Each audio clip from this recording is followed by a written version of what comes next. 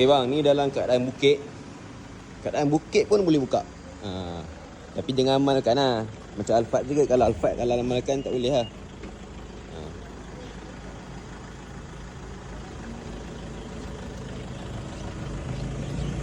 Bukit pun boleh buka.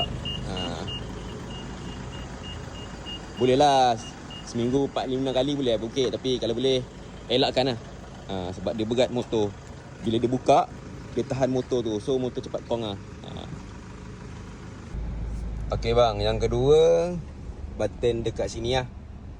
Bila abang on lampu, dia nyala lah.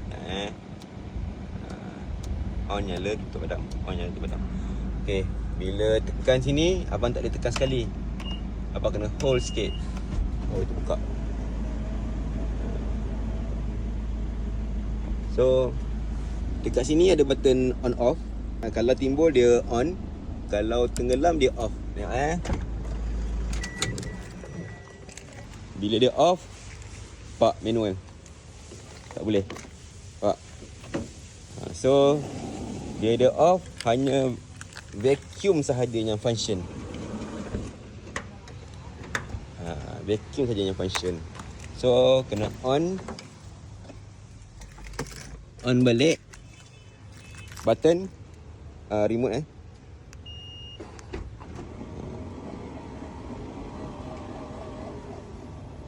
Alright. Kat sini ada button. Tekan lama sikit ke dalam. Okey. Yang luar ni pula macam ni je.